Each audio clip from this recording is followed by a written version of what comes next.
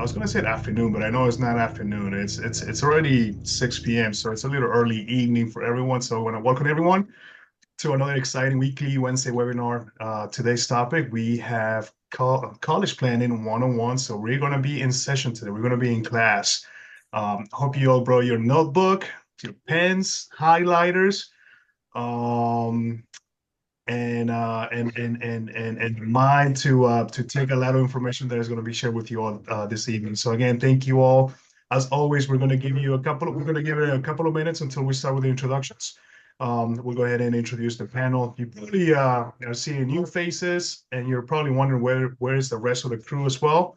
Um, Carrie, we decided that they worked so hard within the last few weeks that they requested a night off. So Kim, Eddie, and our newest member, Janika, are taking a break for tonight, but they will be back again next week. So don't miss them. They will be back with us next week. With that being said, we do want to thank everyone for coming in. I see more people are joining, so as always, we encourage you to make this webinar as interactive as possible. We do have a commitment, and that is that we will answer every question before we let you go tonight. So with that being said, we are encouraging everyone to use either the Q&A or the chat feature to submit your questions, and somebody from the panel will be reading those questions, and we'll be answering them by the end of the webinar. So again, welcome, welcome, welcome. One more minute, and then we'll go ahead and get started here shortly. Yeah. So while we wait to get started, if you guys feel comfortable sharing in the chat what stage of the college planning process you're at right now, that might help Suzanne, with some information guide, give a little more targeted information, whether you're maybe a parent with a upcoming college freshman, your student's a senior right now, mine's personally a junior. Maybe you're a freshman yourself, or just if you want to share that. And then towards in the chat, feel free. And then towards the end, one of the best parts about Suzanne is how great she is at answering questions. So of course you can type them in the chat or use the Q&A function. But if you want to come off mute, just raise your hand. We'll take it. It's easier sometimes with follow-up questions and stuff. We'd love to take you off mute and interact that way. So Awesome. Well, with that being said, Kerry, thank you so much. It was a great segue to go ahead and officially start with the introduction of our panel this evening. As always, from the marketing department, we have Miss Andrea Londono. She will be keeping track of all of the questions. So anything that you submit either through the Q&A or the chats, Andrea will be keeping track of all of those, and she will be reading them for our main presenter this evening. But before I get to her, we also have Carrie Lazar from the marketing department. She is going to be assisting throughout this presentation, and everyone knows me by now. My name is Milton, and I'm the Membership Development Officer here for the credit union.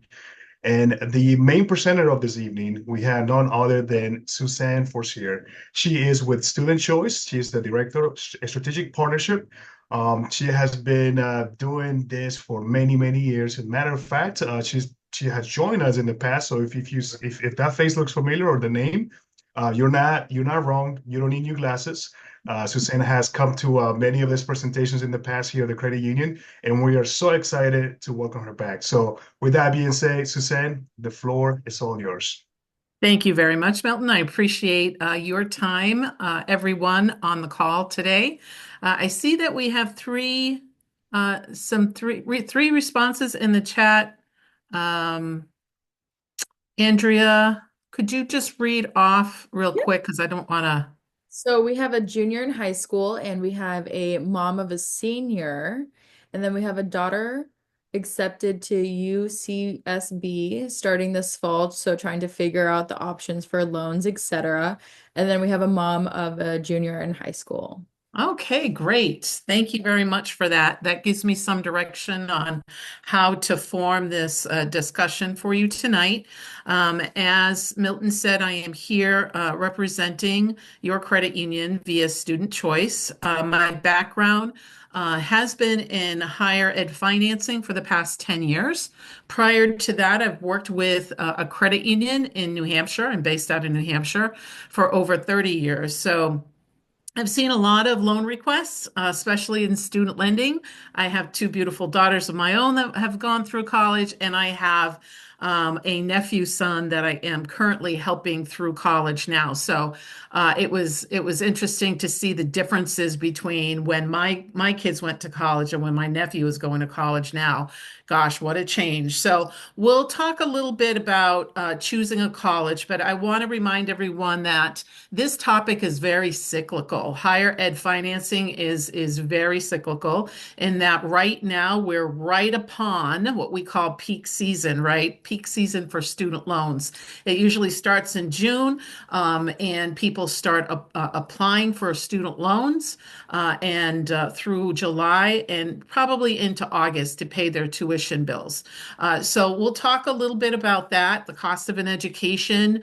Most of you on the call probably have already filled out a FAFSA form, but we'll cover what that is in a few moments. And then the coveted award letters. So once you get into a college and they propose back a financial aid package, that's what's called an award letter. So we'll talk a little bit about the pitfalls of receiving one of those and trying to read through it. And then, of course, it's very important to decide how you're going to pay for college, right? Are you going to get the free money, the cheap money, which is federal direct loans, or how are you going to fund that gap once you've received your scholarships, your grants, and your federal student loans? And then we're going to talk about what your credit union offers, your membership. And then at the end, we would just like to have an open discussion about, any questions that you might have or any thoughts. I know I have a lot of thoughts about this whole process, so hopefully we can enlighten each other. So without further ado, we know that college is very important, right? But why? Well, basically, hopefully you find an interest that you really love as a student, and that's what you pursue. But also, students that earn a bachelor's degree in comparison to someone that has a high school diploma typically makes more money over the career, over their lifetime, right? Could be over at least $1 million or more over their career. So college, yes, it's very expensive. There's so many different levels that you have to look at. It's not just about the price tag, but we're going to talk about all those levels tonight. So, preparing for college because of the attendees that are on here, I'm not going to read through before high school and even freshman or sophomore. You can obviously read how you need to prepare for school. But those that are in their junior year and senior year, it becomes a little bit more into focus, right? So your juniors have to start taking tests, the ACTs, the SATs. They have to prepare and be aware of timelines, scholarship opportunities. We're going to talk a little bit about where to find those scholarships, but the best time to start looking for those scholarships is the end of your junior year during the summer. So usually this is my personal preference, one that I practice with my girls, is that treat scholarship review like a part-time job. They should be looking at scholarship opportunities at least an hour to an hour and a half every week during the summer months and submitting applications. And they should never stop looking for scholarship opportunities until they graduate college. So, again, just as a point of view from a parent all those years ago, both of my daughters did the same thing. They looked for scholarships every week. My oldest one got some really good money. From my recollection, she got about $5,000 in free money. My youngest one, not so much, but we'll talk about her in a minute when we talk about scholarships and why she didn't get as many as her sister did. And then juniors really should be looking at these types of events, financial aid events, every chance they can get, because there is so many things to remember. And the more you know, the better you're prepared, and the more money will be in your pocket if you're more informed about the choices that you make along the way. Because don't forget, you are preparing not just to go to college, but you're preparing a 4-year budget. How much can you afford? What expenses must you have? What others can you just let go by the wayside so that you don't have a big um, price tag at the end of 4 years? And then I would encourage college visits, college visits, college visits, right? It's wonderful now that you can go and take virtual tours as much as you can. I would also recommend for the serious colleges to go on site. I would interview students that are actually attending college, because the people that are passing you around on those school visits, they're only going to show you the best side, right, of college life. So if you could just sit in the cafeteria or sit in a common place and tell the student that is attending the college, look, I'm thinking about coming here. What are the pitfalls? What are the pros? What are the cons? So I would suggest you doing that. That's very helpful. Seniors, this is where it gets serious, right? I'm trying to move my little window over here. Okay, sorry about that. Seniors, obviously, you've applied to colleges. That usually happens starting in the fall of your senior year through January, February sometimes. Completing the FAFSA, the federal aid for the free application for federal student aid, that comes out every year around October 1st last year, and the year before it was delayed. But I think we're going to be back on track now for the following year. So this fall, we're going to be completing it as soon as we can. When those forms come out October 1st, it's first come, first serve. So the faster you're filling out those forms, the better off you are. And then make sure you stay focused and be present and active in your senior year, right? I think it's very important not to let the grades slide, because an offer of admissions can be withdrawn if they see the grades declining. So just be careful of that and aware. This is basically the school application process. What is your responsibility? What is the responsibility of a high school guidance counselor? Of course, students have to complete their application, their testing. They've got to complete that FAFSA form. And then if they go into certain fields, they might have to create a portfolio, especially if they're in the arts. They might have to create a video or whatever have you. So just make sure that you understand what the admission process is, and then be aware of the deadlines, and you should be all set. Now, the deadlines are posted on the university's website, so that's where you can go. Now, counselors, high school counselors are responsible for submitting transcripts, filling out the school report profile, and gathering all those letters of recommendations on your students' behalf. So again, make sure you keep an eye out for any school deadlines coming up. So choosing a college can be very difficult. There is a lot of different things that are going through my mind when I help my daughters choose a school, as well as my nephew's son choose his school. Of course, you want to make sure that you're starting off with their intended major. What course requirements are the student has to complete. Are there internships? What's the job placement rate? What's the graduation statistics? And never forget that obviously this is no longer high school. You're going to college, and it's a business. They have a bursar's office that handles the financials. They have a financial aid officer. So I would recommend that your student get very familiar with the financial aid officer.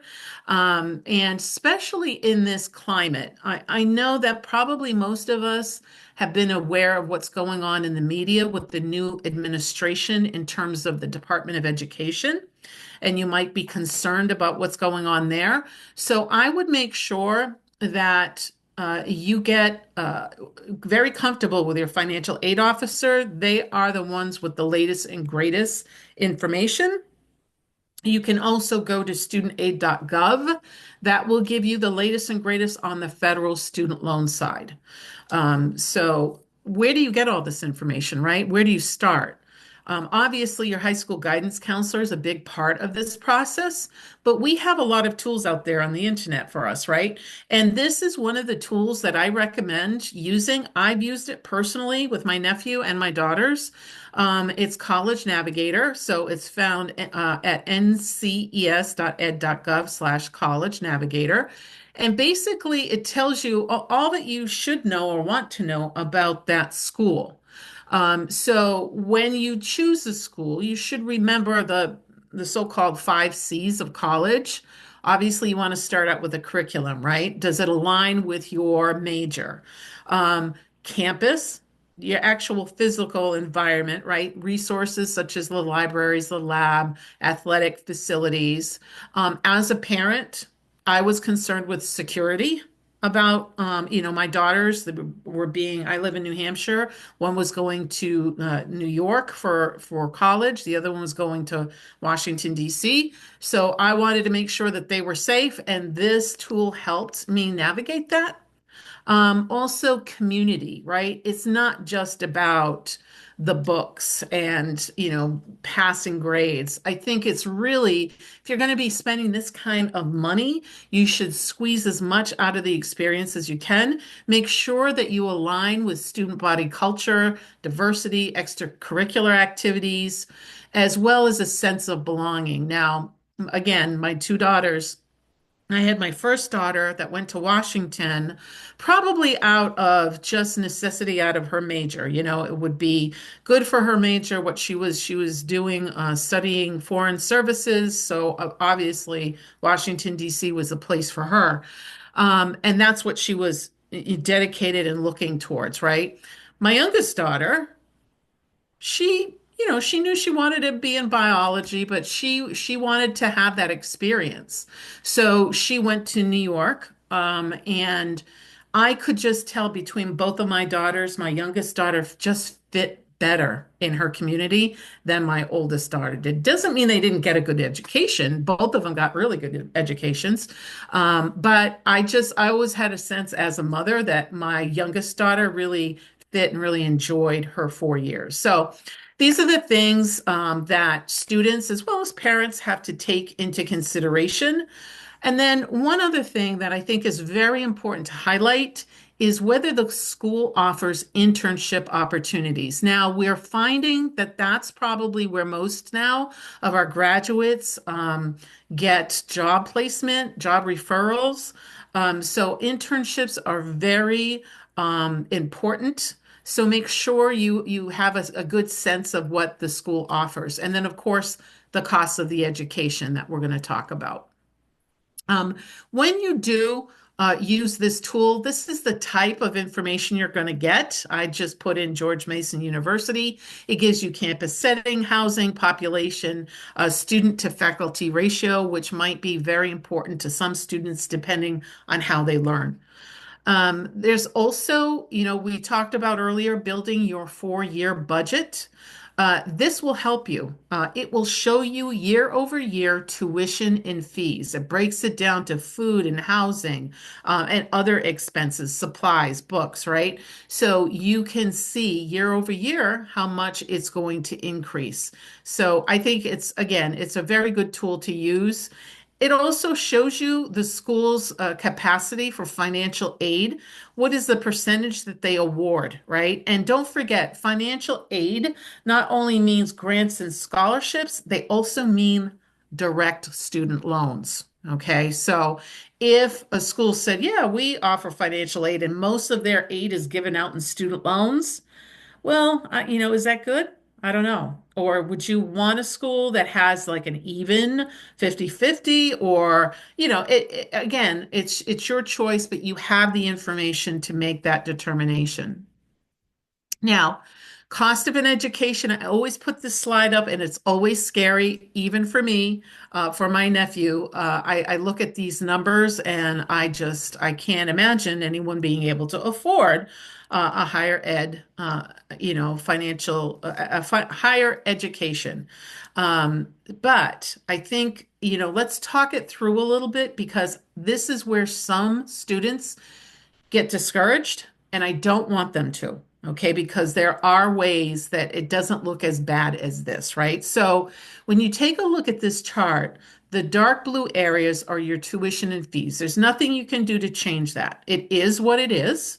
And anything beyond that dark blue area is your what we call flexible costs, right? This is where we make choices along the way to affect the bottom line, right? So we're going to talk a little bit about the second bar and the fourth bar. The second bar being public, the fourth bar being private. Now, it'll be interesting to see with the new administration how these bars are going to be affected, because usually when federal funding is cut, the public school system feels it, right? So if they cut funding to a public university, you might not see as a good financial package that you would in normal years. So you have to be aware of that. Private schools are heftier tag. You can see on this it's $60,000 versus almost 29,000 with the public school system. However, with the private schools, their pockets are a little bit deeper, right? Because they are funded through alumni and other means. They don't depend on the federal government as much. So that's something to consider. Both of my children did, I think, three to four applications each, and I really asked them to do at least one to a private school, and they did. And I didn't think they would. We could afford it, and they came back with a better financial package, and they actually went to private school at the end of the day. So the only thing that you have to be aware of the private school system is, yes, they have deeper pockets, but how much do they increase their tuition year over year? And that College Navigator is going to tell you that. So, what is the best approach to tackle financial aid in this country? It's always been the same for as long as I've been in the game. Always exhaust your free money first, your grants and your scholarships. Then you look to cheap money second, which is the federal direct loans. That's still the best game in town. It's a fixed rate. This only goes to students. And we'll talk a little bit more about the program and how it plays out. And then there's the gap. Where do you fund, how do you pay for the rest of it, right? Do you take it out of your 529 plan? Do you tap into your home equity? Do you use a PLUS loan? Do you set it up on tuition payments or use a private student loan? We'll talk about all those methods, but it's important to realize that if you do have all these avenues open to you, and I hope you do, please consult a financial person so that they can guide you in making the right choices. Because a lot of times we don't even think about your child going to school as a big transaction, so to speak, because it's on their shoulders when they graduate, they should take over the loan payments. But actually, when you're looking at 60,000 a year, that's a big purchase.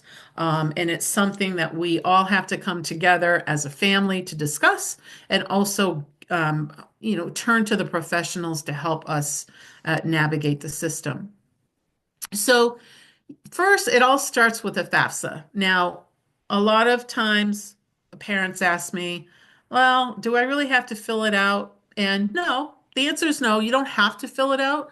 But the only way if you're going to get federal direct loans, that's the only way you can do it is if you fill out the FAFSA form. And I always recommend filling it out no matter what, because, the second thing that I hear from parents is, well, we make too much money. They're never going to give us anything.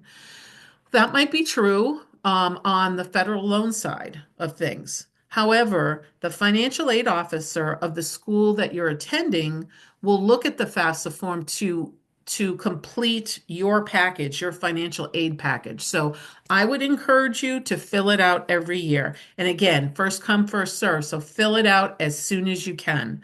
And you go to studentaid.gov. I would bookmark that because you're going to be using that site a lot in the future.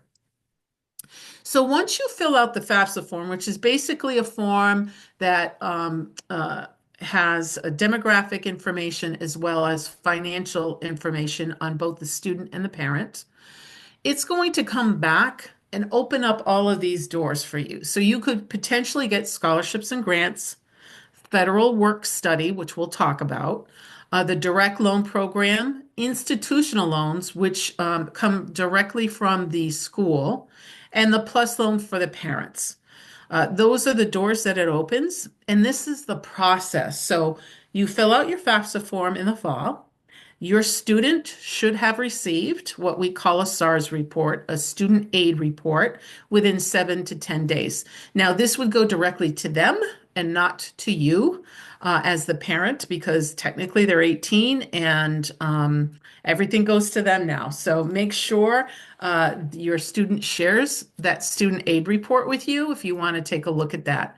Then when the student gets that aid report, the school gets the same report, and basically it's called the ISER report, Institutional Student Information Record.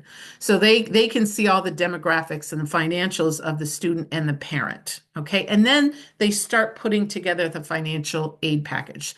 Again, like I said, make sure you get to know your financial aid person. He or she is going to be your lifeline. So certain things that you have to know that I've said before. The form opens October 1st for the next academic year. I would recommend always filling it online. Mail, it's snail mail, right? It's going to take forever to come back to you. So I would always do it online. And always be careful of where you pull it from. Always start at that studentaid.gov site. Any other site is the wrong site and they might be charging you for it. This is free, so you don't have to pay to complete the FAFSA form. It takes nowadays it takes about, I would say, 20 minutes if you have everything in front of you. When my daughters went, it was a nightmare, but they have cleaned it up a lot. And you can automatically download your tax returns to the form, and it fills out a lot for you anyway. So I don't think it's as bad as it used to be. It gets a bad rap. It's just a pain to fill out because you have to remember to do it every year that your child's in school. So how do you determine what you actually need is outlined on your award letter. This award letter is very important in that it shows you what the net cost is. Okay, so the net cost is the attendance, the cost of attendance, minus any grants and scholarships or any other savings that you have to put towards that tuition. Okay, and that's what's called your net cost. So let's walk through this because this is an award letter, and this is pretty clear, but award letters in this country are not regulated and could change from school to school. About a third of schools in this country follow the government format of it being simple to read. The other 2/3 do not. So you really need to understand what you're seeing and what you're reading in front of you. Again, if you have any questions, talk to your financial aid officer of the school that you're attending. But let's talk about this school. So I broke it up into fall and spring semesters. So this is the total cost of attendance is $28,196, right? So then the student might get a merit scholarship, a teaching grant. You know, that's let's say that that's all they get. This is the total. So you take the 10,998 and you subtract it from the cost of attendance. So you have a net cost of $17,198 that you have to come up with. Now, this is where it gets confusing for some schools that write these award letters. They'll just end it here, or they might end it here. So what some schools do is they take this 17, this is what you need, and then they subtract these loans that they give out, the direct federal loans, right? So then they minus these loans out from this net cost, and then they show this $11,754. Now, if it is laid out this way, it's pretty simple to see what's going on. But if they're coming in with this amount and not really explaining how they got there for financial aid, you need to call them and see what's going on. Okay, so again, some award letters are really clear and simple, others are not. So make sure that you understand what you're getting into before your student accepts an offer. And usually schools need the decision on May 1st. Most schools in this country need a decision by May 1st. So how much do you really need? Once you have your award letter, right? Is that it? Is that what you have to pay? No, I say no. Because don't forget, when an award letter is calculated, they are looking at a FAFSA form that is used based on income used, your tax returns used from years prior. So that's 2 years away. A lot can happen in 2 years, right? So what happens if you have a death in the family, a divorce, disability? What if you have escalating debt? Or it doesn't have to be that dramatic. It could be, I take care of my mother at home. I have one child already in college. My youngest one is going to school. It puts a financial burden on me because I'm a single parent. Can you take a look at this again, right? So always, if you don't agree with the award letter, or if you think that they're missing something, call your financial aid officer. It really does help because you can easily appeal. The worst that they can say is no, right? And of course, you want to ask in a very courteous and helpful manner. You want to show that your child really does want to go to this school. They've shown demonstrated interest in the school, and that you really mean business and you really want to come to a better alternative than what you're seeing in your award letter. So there's also tuition payment plans. Just real quick, most colleges offer this, and you would have to go through the bursar's office. And what it does is that it takes that gap, that unmet need, right? And it puts it on a payment plan for you. Now, there is a fee for that. It depends on the school. It could be $30, $60, but usually the payment plans are up to 10 months. And so you're probably saying to me, well, what if my unmet need is $15,000? I can't afford $15,000 over 10 months. And I understand that, and I agree. However, what I would challenge you to do is maybe take $1,000 of that $15,000 and put it on a tuition payment plan. And that way, you pay $100 towards the plan. Maybe your student pays $50, you pay $50. That's $1,000 you don't have to roll into student loans. You multiply that by 4 years, that's $4,000 that does not go into student loans, because we're trying to avoid student loans as much as we can, minimize that exposure for our students. So something to think about when you're looking at those award letters. Now, I love to talk about the flexible expenses. This is probably one of my favorite slides. Let's talk a little bit about what the student experiences within that award letter, what they have to actually pay for. So rent, which is room and board.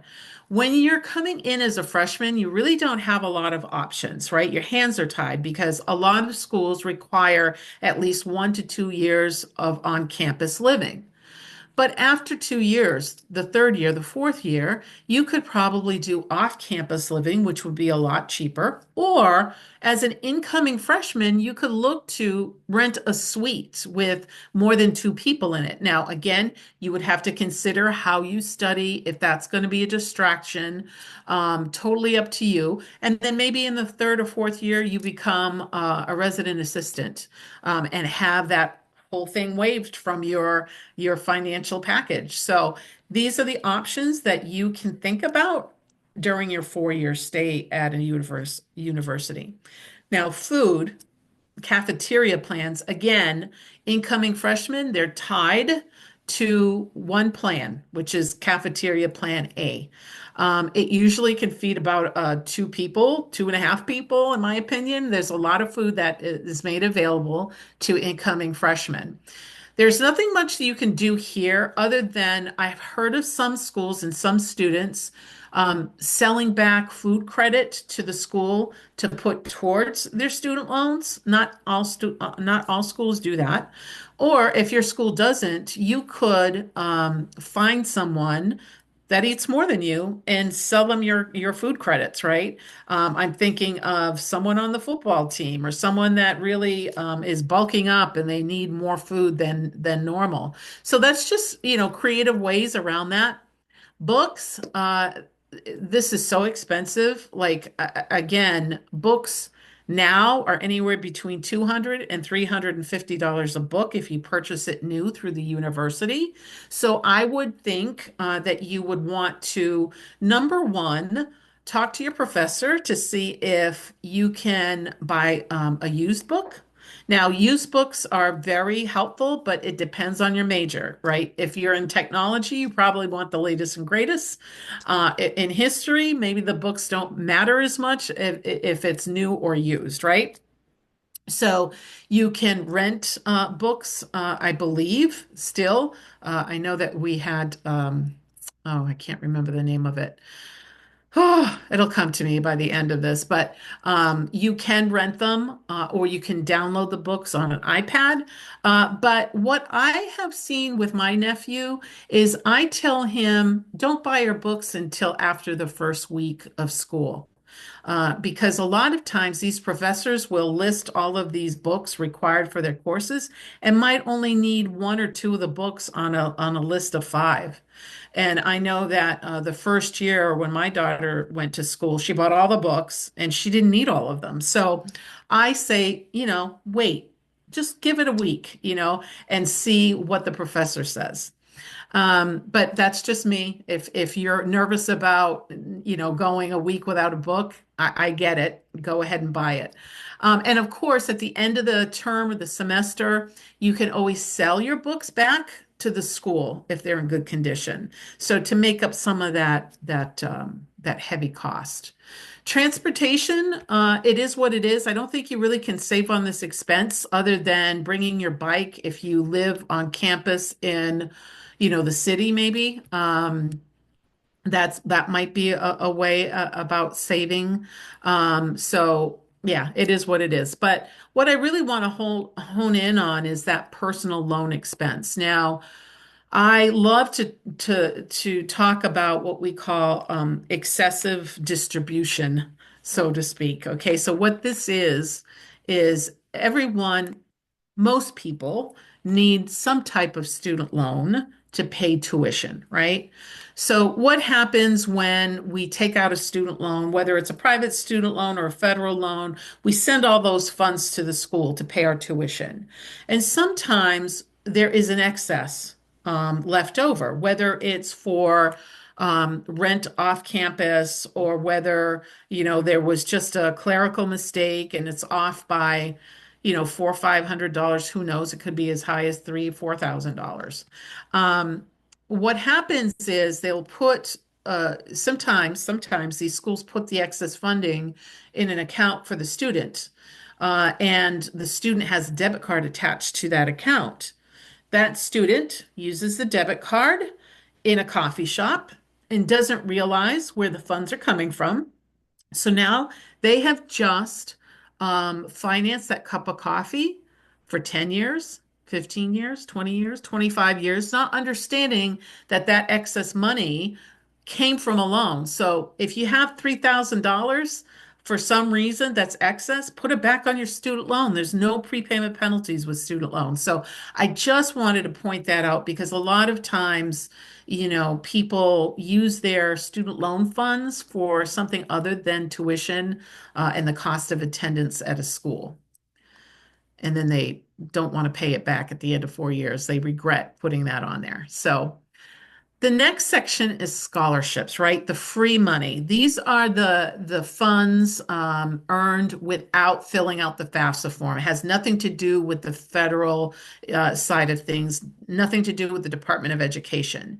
These scholarships can be needs or merit-based. It can come from a variety of different places, such as religious affiliations, employment affiliations, your parents' employers, your students' employers, if they have a part-time job. And the award amounts can vary. I call these like the private scholarships, right? So the only warning that I would say about scholarships, the private scholarships, is make sure you ask the schools how they take into account these private scholarships when they package your students' financial aid package, right? Because my oldest daughter, like I said, she got that $5,000 in private scholarships. But what happened was they reduced her financial aid by $5,000, and she was not happy with me after all her hard work. It was kind of unfair, but that's a long time ago. That was about 10 years ago. Now, I think the competition to get students on campus is really high, and they're willing to basically look at things in a different light. So just make sure you understand how financial aid offices handle those private student loans.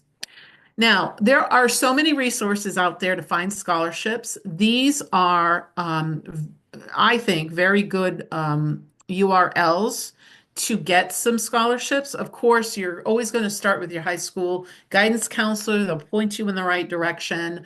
But make sure you, when you're doing your scholarship find, make sure you use everything available. So these are some of the websites that I would go to explore.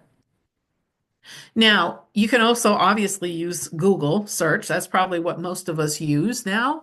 And what I would recommend on how you search for it is make sure you put your major in, this major is teaching, and then the word association, and then scholarship. So what it's going to do is it's going to show you the top scholarship, the highest dollar amount first, and then work its way down to the lowest, like the $500, the $100, the $50 ones, right? I say that the top ones are harder to get, right? Because everyone's looking at the top, the big money, right?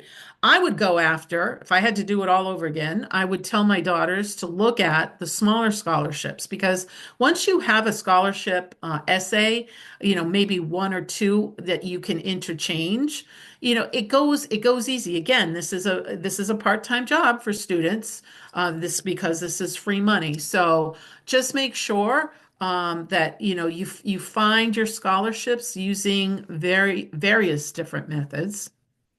This is another way to search. Use your county that you live in. I live in Stratford County. Then you use the word foundation and then the word scholarship to basically look for more scholarships in your area. Tips in regards to scholarships. Again, this is, I think, a part-time job. You got to get into the mindset of making money, right? All the small scholarships add up. Build a scholarship list. And the way that you do that is, obviously you could start with your high school guidance counselor, but an easier way to do that is attend an award night and just take back the program. And usually on the back of the program on an award night, lists all the scholarships that people are going to get. Well, there's your list. You can at least, build your list from there. make sure you follow all the instructions on the scholarship. If they ask you to fill it out in red crayon, that's what you do. Fill it out in red crayon. I sit on a scholarship committee, and if someone does not pay attention to the instructions, we toss it out. We don't have time to look at it. I don't care if it's the best essay. If you don't follow instructions, you're gone because we have a stack of these. So make sure you follow the instructions and take your time when you're filling out your essays. Make sure someone else takes a look at it and reviews it. And please include your job history. As a committee member, it makes a difference to me if you have a part-time job. I take that into account because your extracurriculars are probably a little bit more limited than someone without a part-time job, right? So that is a factor. You want to use your reference letters. It's easy if you give whoever you want as a reference, give them a list of your credentials, sort of like your own resume of things that you've accomplished since day one of your freshman year in high school to today, right? So that they can just concentrate on a glowing reference for you and not having to wonder, oh, I wonder if he played on the football team or was he on the math team? What's going on? They'll have it in front of them, and make sure, obviously, you highlight any community involvement or charity work that you do. Be aware, those scholarships that involve luck, oh, it's so easy to fill this out. What the heck is going on? I'm going to do that. Usually is not any part of your time you should do that. Okay. Any sweepstakes or lotteries, that could be a scam, or that could be someone just looking for your information to sell you stuff.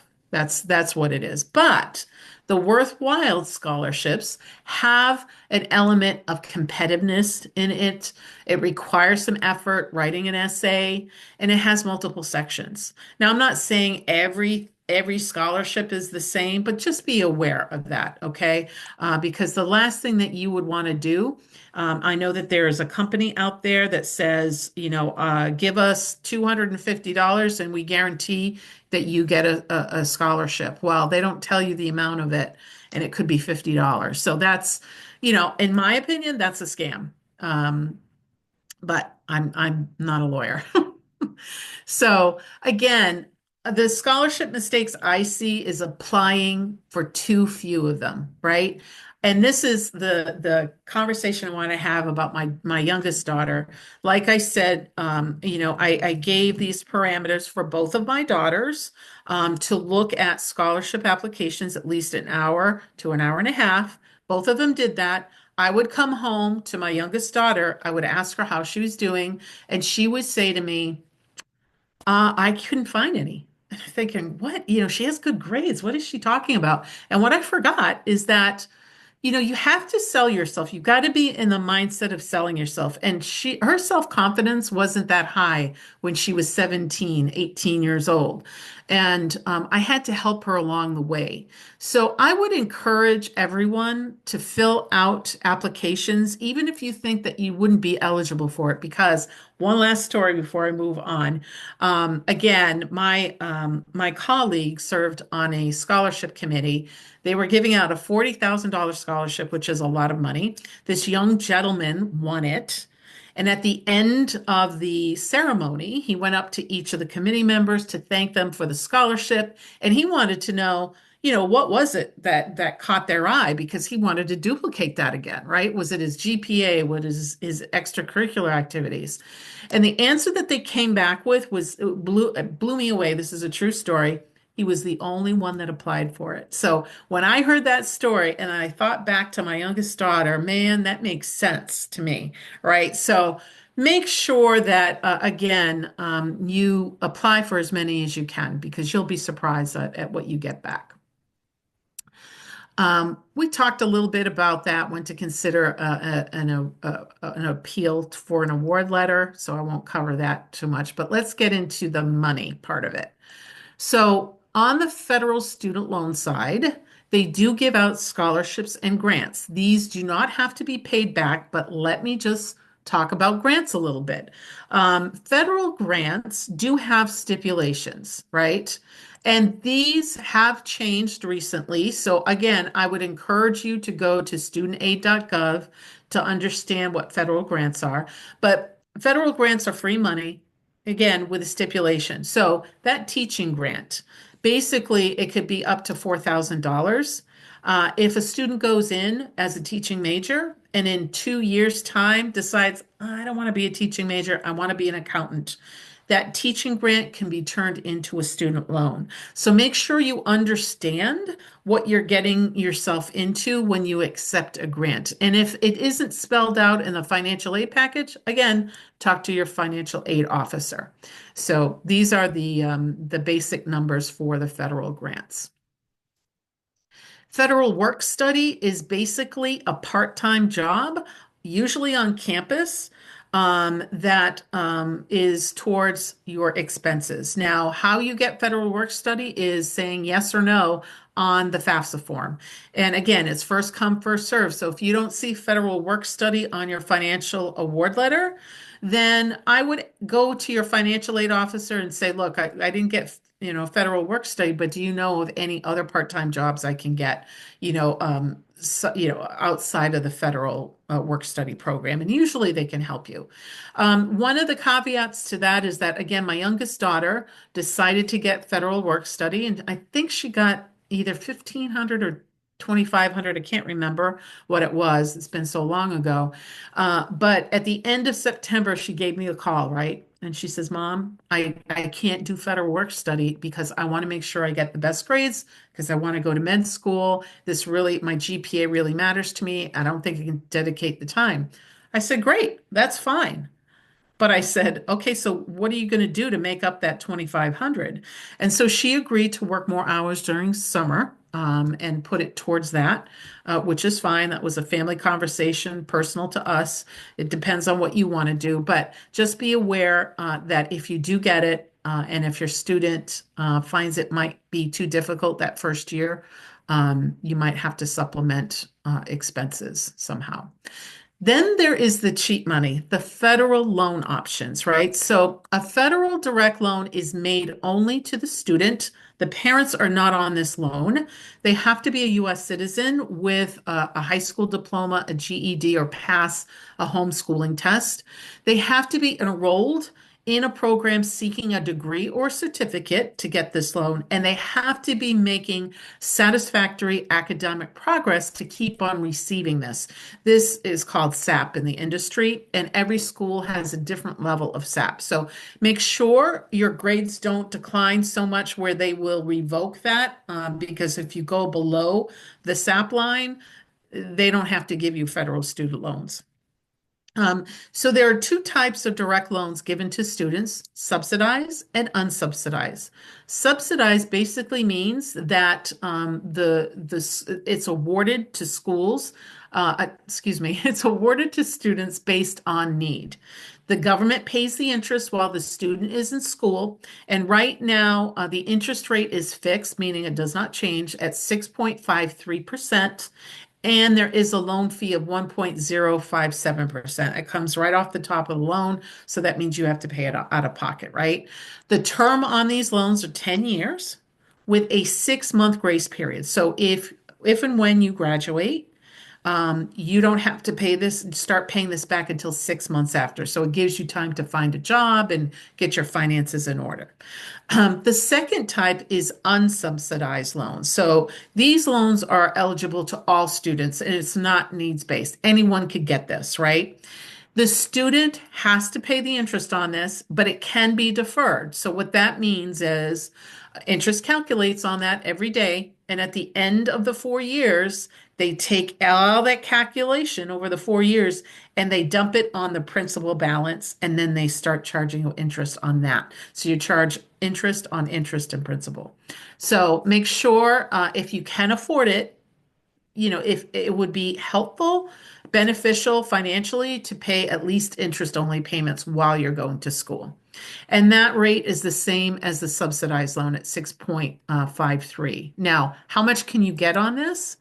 Incoming freshmen can get up to $5,500 in unsubsidized. So as you can see, when we looked at the cost of attendance, it really doesn't make a dent. 5,500 in my opinion. I wish they would go a little bit higher. These limits haven't changed in a long time, so who knows? With the new administration, maybe they will. I don't know. But just again, keep your eye on studentaid.gov. Didn't want to touch too much on independent students, other than the fact that a lot of 18-year-olds, most of them, are dependent on their parent, even though they don't live with them, or the parent is not paying for their tuition. It doesn't mean that you're independent. These are the qualifiers. You have to be at least 24 years old, or married, or a graduate, or blah blah blah. You can read just like I can. So on to the next. So how do you fill in the gap? Well, there is private student loans. Okay, we did cover 529 plans again. I couldn't advise you if you have any questions on 529 plans and how to apply, if you should use it all at once or divided over 4 years. I really can't give you that information here tonight because I would, need your whole entire financial outlook. That's why I would recommend you going to a financial counselor or CPA. We don't recommend you pulling money out of your retirement account, but that's a personal decision you have to make. Your income capacity versus your students is limited now, depending on your age, and you want to gear up for retirement and not drain your retirement account. So the other ways that you can supplement that is what we call the Federal Plus Loan. This is issued to parents, and it is not made in the student's name at all. Okay. This is mom and dad's loan only. It does affect your credit. The allure of this loan is that there is no limit. It's just the cost of attendance minus any financial aid that your student gets.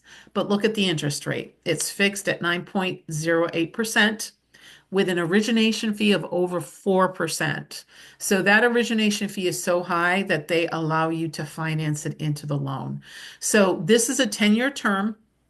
It is credit-based. So if you do not qualify for a plus loan, if you don't see it on your student's award letter, make sure you go back to the financial aid officer, let them know, and they are automatically, your students automatically qualify for more federal aid on their side of things. So if you do have a credit freeze on your account, make sure you lift that freeze so that they can pull a credit report to determine if you're going to get a plus loan. We did talk about tuition payment plans. So let's talk a little bit about private student loans. So private student loans does not fall under the umbrella of the Department of Education. This is usually driven by credit unions, banks, fintech centers. You can get variable rate loans, fixed rate loans. There is underwriting criteria for these private student loans, whereas the direct loans for students, there's no underwriting criteria. So they just have to be breathing in order to get that, right? And meet the citizenship on that. But a private student loan, we'll take a look at your credit, take a look at your income. So make sure that you understand what you need to do in order to get a private student loan. It's usually in the student's name first with a cosigner, which is usually a parent, is how that is structured. They do offer deferment while the student is in school. So you can either have full deferment, interest-only payments, or make payments while your student is in school. There's usually no origination fees. I haven't seen any on private student loans recently. If there is, go to the next one. There really shouldn't be.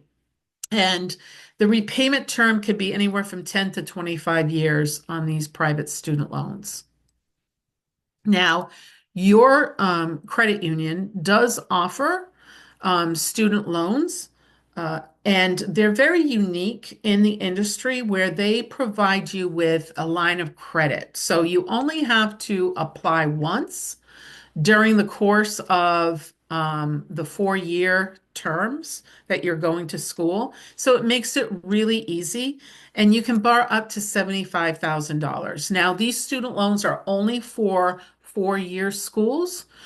We don't have student loans for 2-year schools because usually the financial aid portion from the federal government can handle the 2-year terms as opposed to the 4-year term.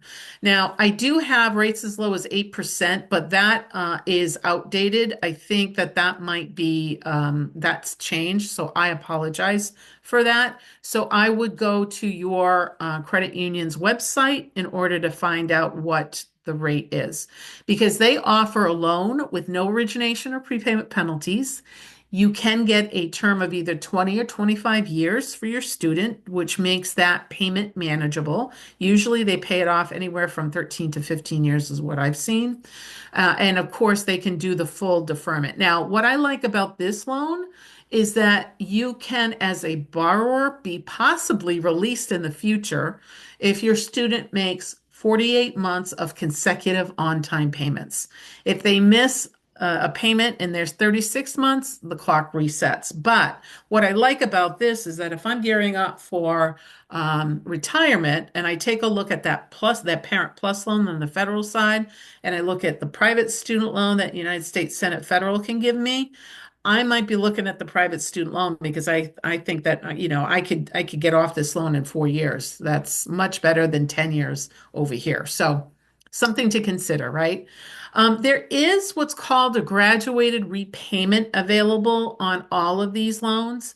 And again, this was suggested by the CFPB that we no longer have, but what was happening is it was a tough economy when they were restructuring how to position private student loans.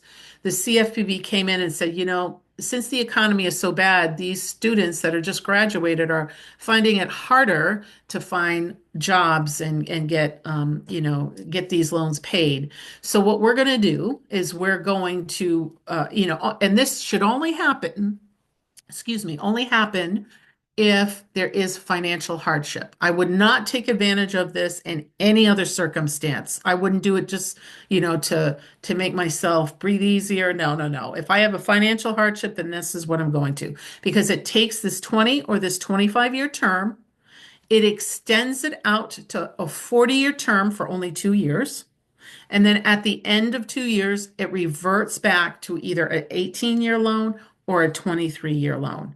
Again, you're paying extra interest for this, but again, don't use it. Don't use it unless you're in a financial hardship and you're trying to protect your credit.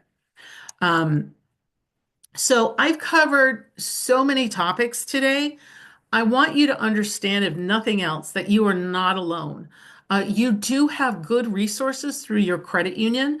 This is an outstanding resource. I've used her, College Access Counselor, free of charge through your credit union. She will either answer your questions via email, or she has a scheduler out there on the website. You can schedule a phone appointment with her and you can talk through your situation with her, and she can guide you. She can guide you through any kind of process, whether it's scholarships, the FAFSA form, or, should I get a direct loan versus a private student loan? She is not a salesperson. She does not get commission on how many people decide to go with private student loans. So I just wanted you to know that that is available to you, especially also with those students or those parents out there that have existing student loans. She can also advise you about our student loan refinance. So take advantage of her. She's phenomenal. So at the end, I want to open this up and talk a little bit about what they don't always tell you, right, when you go to school.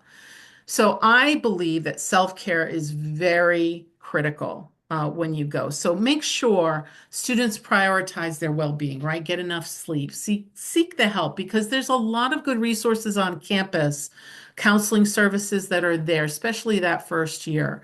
And find that balance, right? Don't let, academics are very important, but don't let it consume your entire life.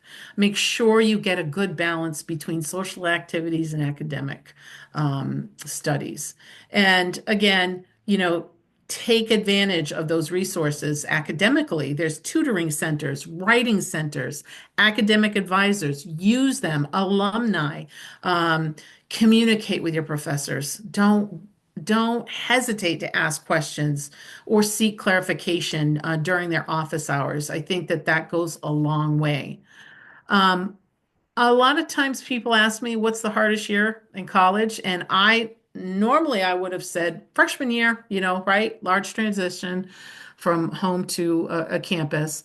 But sometimes some students struggle with their sophomore year because freshman year, you have a lot of resources that are brought to your attention, reminded, there's a lot of, for lack of better words, hand holding to get you through that freshman year. Sophomore year, you're on your own, right? You're a little bit more independent. And then junior year kicks in, and the demand on coursework is super high. Career preparations, internships, right? The expectations are higher. So just wanted to touch base on that. And the number one reason to drop out of college, financial challenges. So as we saw tonight, there are a lot of changes along the way, the decisions that you make that can help you face that financial challenge. So I'm going to conclude it there. I'm going to open it up. Do we have anything in the chat that we would need to address? So we did get a few more where people are at. So in like starting their college career or if they're going on. So we did get we're a family supporting a sophomore in college. How do I expand financial options, grants, loans, etc. And then we also have I'm applying for a doctoral program and I'm definitely afraid of taking new loans out. I just finished paying off previous student loans recently, and I'm here to explore potential options that I might not be aware of. Yeah, so let me take that last one first to the PhD candidate. I would say that number one, you should really explore the federal student loan side of things and see what benefit or programs that you can get through them before you pull the trigger. I think that a lot of graduate candidates just transition from undergrad to grad and just, pile on the student loans. And I think that they don't realize what programs they're getting into because there's a lot of now income-based repayment programs that you can navigate on the federal student loan side. So if you go to studentaid.gov, I believe if you go into and utilize your dashboard, your student dashboard, to see all your student loans and grants on the federal student loan side of things, there is a tool that walks you through what is the best loan for you. However, if you're not comfortable doing that, I would go to our college access counselor that I mentioned back here. Yes, it's for undergrad, but it's for graduate program. It is also for student loan refinance. So I would maybe reach out to her. But I think that in this country, on the federal student loan side, when we think of delinquency, most of the delinquency on the federal loan side is with graduate loans. So make sure, number one, you understand the program that you're getting into. What is the interest rate? What is the term? Once you graduate, what do they do with your loan? Because a lot of servicers will put you in a bucket assuming that that's where you want to be without even talking to you about it. So some of these programs lengthen the term, like your standard term is 10 years. But some of these programs lengthen the term out to 30 years.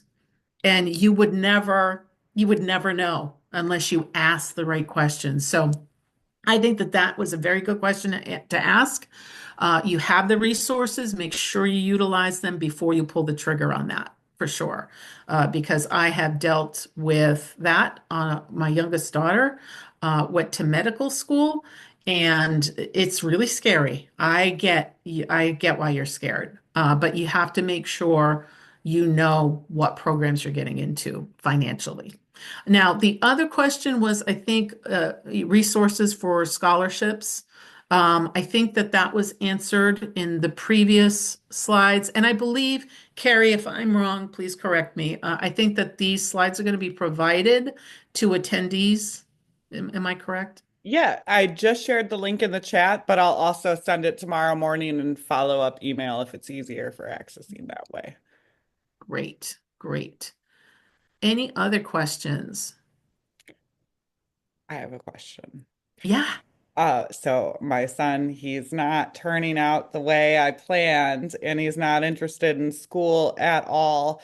So a four-year university, that would be my dream, but it doesn't seem to be his. So he's probably gonna, if he wants to live with me, he's gonna go to community college, probably. Does a lot of this still apply the same way, or is there anything different we might want to do planning for? Yeah, so there are private student loans out there for community college, number one.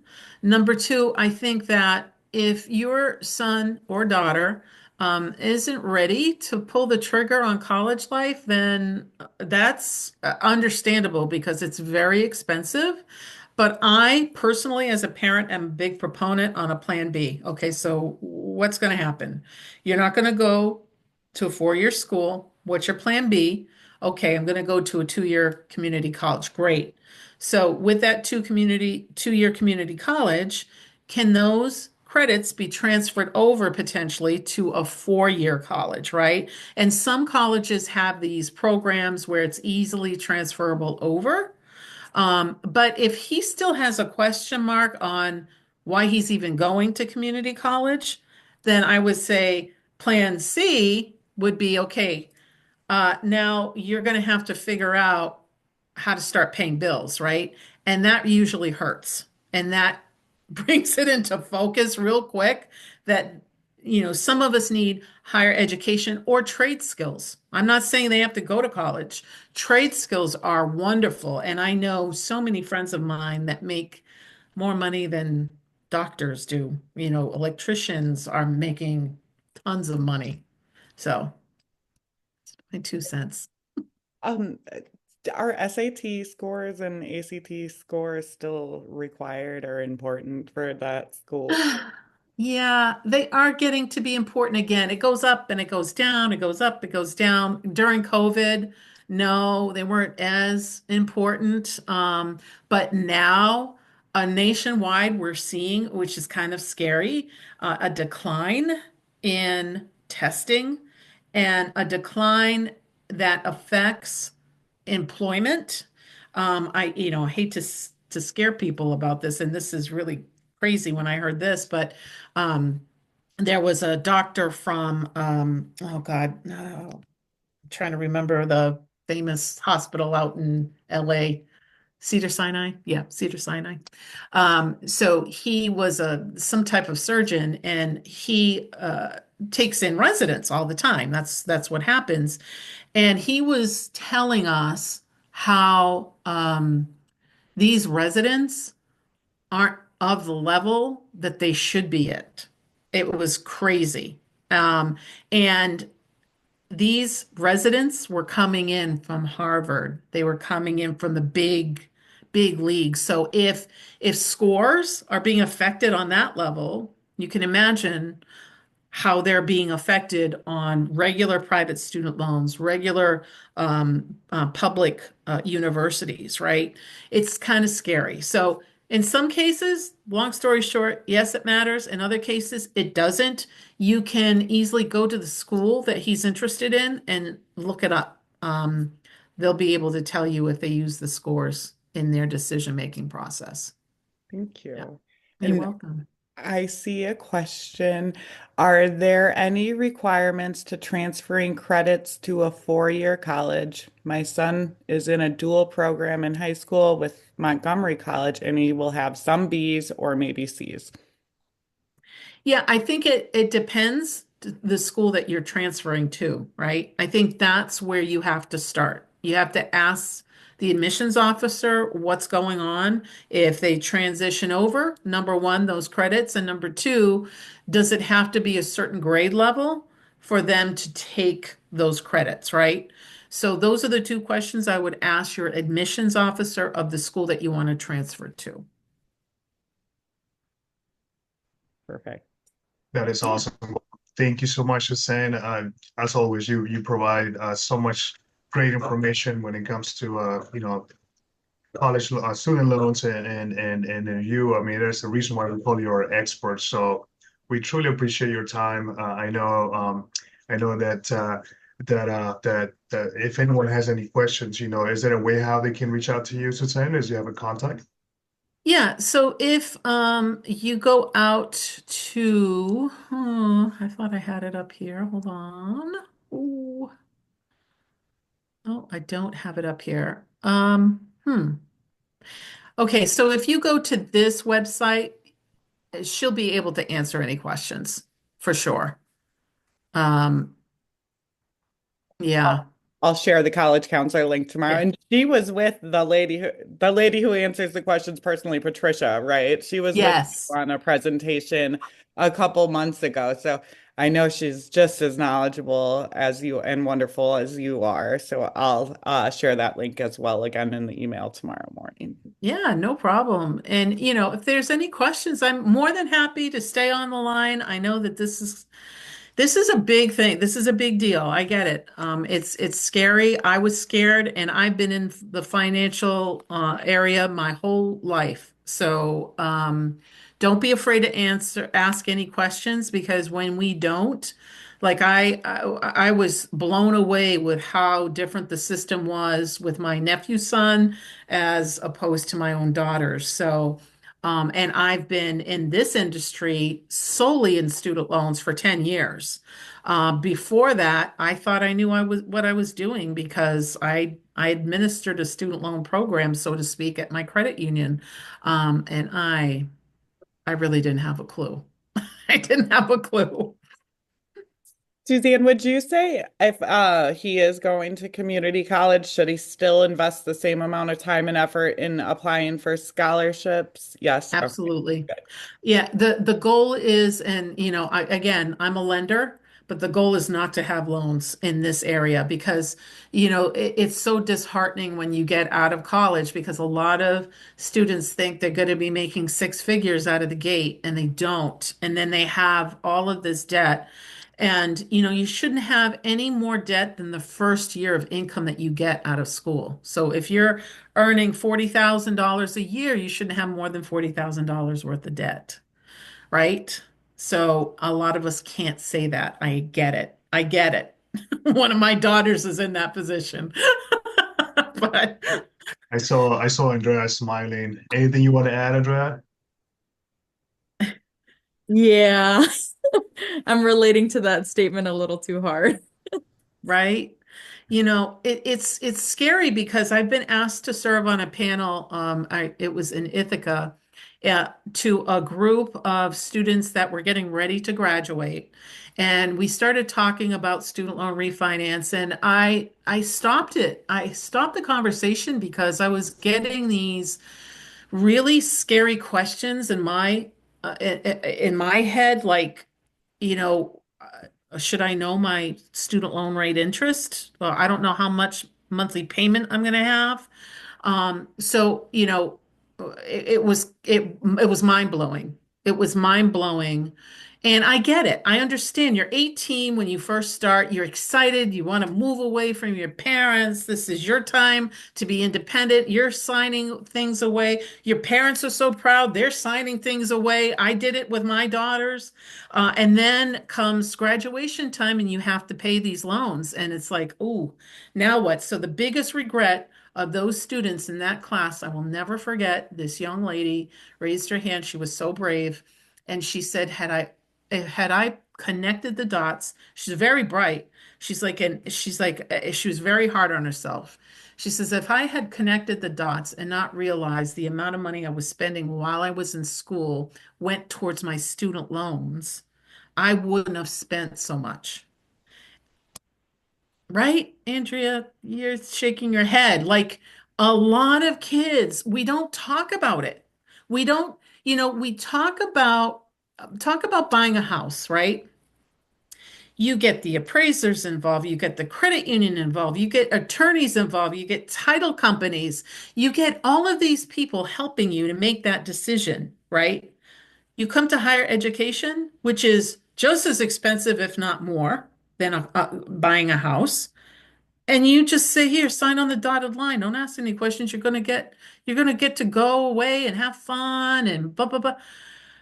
It blows my mind. It blows my mind. I wish that there was a way that we could change the system. And, honestly, your typical 18-year-old is not going to sit through this tonight, right? An old lady telling her to be careful, right? But the parents, I think that the parents are the key, right? To have those conversations, have it honestly. I know that I had a hard time with my own child because I always told her while she was growing up, as long as you got good grades, you're going to get into a good college. We're going to make it happen. Everything will be fine. Work hard. You're going to get into a good school. Well, guess what? She did. They both did. And now I have to pay. And what do I do? Like, oh my God, I can't take it back. I can take it back, but I felt like I couldn't take it back. So then I'm thinking, okay, how am I going to finance this? And luckily, my girls had a really good financial aid package, but I still had to finance it. And I don't like credit. I try to stay away from it. Like, I don't like loans. And I'm in the lending business. Go figure. But I'm in the lending business to educate, right? Because I think that, again, if you are aware of the resources, you can make the right decisions and have good conversations with your financial aid officer. You can get some money taken off. And by the way, this is another tip for those that have stayed on for so long. I appreciate you. So a good time to reevaluate your award letter is probably the first week of June, because right, May 1st is the date that all the students have to make their decision, right? So all of the award letters have gone out. So let's say UNH, where I live, has sent out 500 packages and only 250 come back, right? As approved, they want to go to UNH. They're still sitting on a whole lot of money. They're sitting on a lot of money, right? Of 250 others that didn't want to go to UNH. So as a parent, I would go financial aid office, knock on their door. Hey, can we have another discussion about this financial aid package that you gave us? I really appreciate your time. But is there any way that we can bring down that cost? Like, my student really wants to come here ever since blah, blah, blah. She went on the school tour. She did this. She's always dreamt of coming to UNH, being a Wildcat. And you'll be surprised. I had this young father who did that. He attended my seminar one year. The next year, I did the same seminar for the same credit union. He came up to me after that and he said, "Thank you so much." And I said, "Well, for what?" And he said, "I used your tip and I got $5,000 off my award package." Now, I'm not saying that's what you're going to get, right? Let's be clear. But that is what I live for. That is why I do what I do. I want to make sure that people get as much out of it as you can and a great experience too, right? So anyway, I could go on all night, but I'm sure you won't want to hear it. We have Thank one you so much. question for you. Sure. What are the best options for graduate student loans? We have completed the FAFSA. What will we expect? Yeah, so you'll probably get a Grad Plus loan, like I said. It is higher interest rates. Um, there is a fee associated with it, an origination fee that's high. Am I saying that it's a bad loan? No, I'm not saying that. But depending on your major, you might want to stick with a federal student loan, especially if you're in public service, because there is still some, as of today, there are still some avenues where you can get debt forgiveness. I don't know if that will be going away or not. Okay. But like I said, my youngest daughter she's enrolled in the public service debt forgiveness program. under the SAVE program that we heard about and has been in the court system and has been, they're going back and forth.